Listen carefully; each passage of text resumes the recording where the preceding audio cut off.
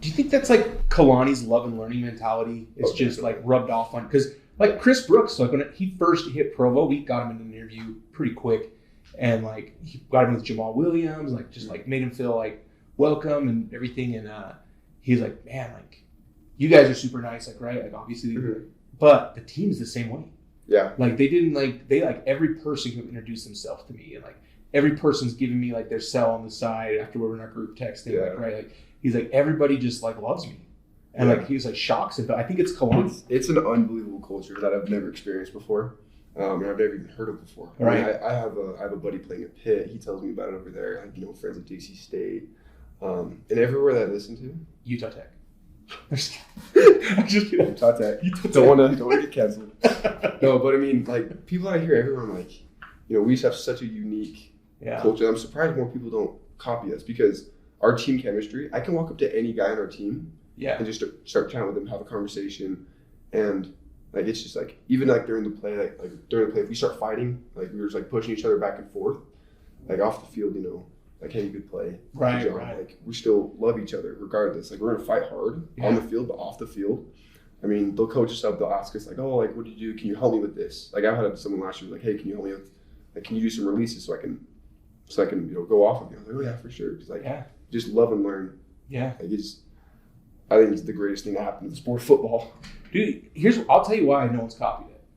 Most coaches, head coaches, are alphas, and I'm not saying Kalani isn't. Yeah. Kalani's an alpha, but they are so wrapped up in being an alpha that they maybe lack the love and the humility that Kalani has. Yeah. Kalani has this rare combination of just like confidence in himself and what he's doing and this, and being humble and loving. And if some other alphas saw Kalani and tried to copy it, it would come off as ingenuine. Yeah. It would come off as forced or false, but that's who he is. And so like it's very easy for him to be the role leader that set the tone and be humble like that because that's the person Kalani is. And that's why you just can't have any coach copy. It's a special thing, man. Like you're so lucky to be in it. Us as fans, we're so lucky to like get to watch what he's grown and built here. Like, it's amazing, man. Yeah, I also feel like, you know, a lot of people take kindness for weakness. Yes. When, you know, kindness is a strength. Yeah. That's what keeps us in a positive mindset, keeps us building, progressing forward, because we're not constantly worried about, oh no, I did something wrong. I'm going to get yelled at. I'm going to get chewed down. I'm going to get cut down. Like, I do stuff wrong every day. Right. But, you know, like, it's rubbed off on all our coaching staff. So each of our coaches individually are like, this is what you did wrong, but look how you can turn this and make it right. Right. And so I think it's like you said, the genuineness, because he's just a kind human. Yeah. He's just a great person. Yeah. And so that kindness is unique to somebody. Yeah. Especially of a head coach.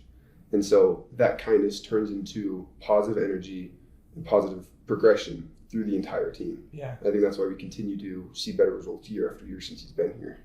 Yeah. I think some people's personality coaches, just their personality is like a yelling, screaming type personality. Yeah. But I think a lot of people yell and scream because they either feel like they can't control the situation or they don't have the confidence or the ability to fix things. Yeah. But if you're around really, truly successful and confident people, like they're pretty kind, they're pretty genuine, they're pretty this. You know, people who have tried to compensate for something or prove something, then that's where you get to like they've got to show you, they've got to prove it, and they come off as that way. And, I completely agree. So, dude, thanks for coming on, man. Like that was actually one of the most real interviews I think I've ever done, and I'm sure it's like we got talking about North Shore and it just like loosened it all up, right? The first 5 minutes of food talk. Yeah. You're an easy guy to talk to. Oh, thanks, man. Thanks. No one's told me that. I've done a lot of these. No one said that. So it's nice to get a compliment. You gotta be easy to talk to if you're on a podcast, right? That's true. I guess that's true. Do you like this shirt? I do. I'm just gonna stand up. Please. It's the wolf howl. I get the moon. Yeah. Yeah. I just need to show it just because I worked specifically for this. I love it, dude. I was like, this is the shirt to wear for this interview. It reminds me of you've seen Hot Rod? Yeah. I'm sure.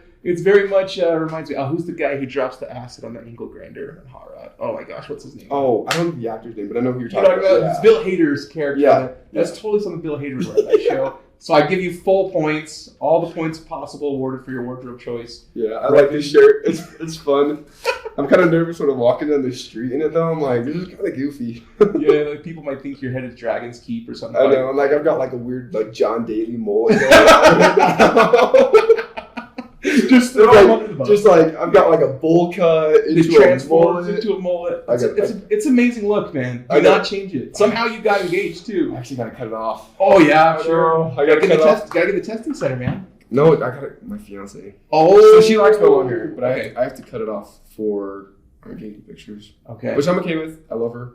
She's worth it. She's of course. She's worth it. I would shave my whole head for her. Yeah, there you go. Yeah, so I mean, hair grows back. I'll just grow it back out. Ethan, we might have to get you on like regularly. Like, you might have to become like the co-host or something. Because this is incredible stuff. Like this is just amazing. So, but thanks for coming on. It's so good to see you. Good to talk ball with you. Talk life, you talk Foodland. I have you on any time. I'm not doing anything. All right. Besides, football. All right. Besides that, and going to school full time. And school and getting married. But other than that, you're pretty free. Exactly. Yeah, I don't play Fortnite, so that's like half the team does. So that puts you right there above people for their availability. Yeah, exactly. Especially the tight ends. You're probably the only tight end who doesn't play Fortnite. You and Dallin. I'm bad at it. So, I tried. So we're way over. Cougar Board, we're out. Thank you so much. Dude, that's killer.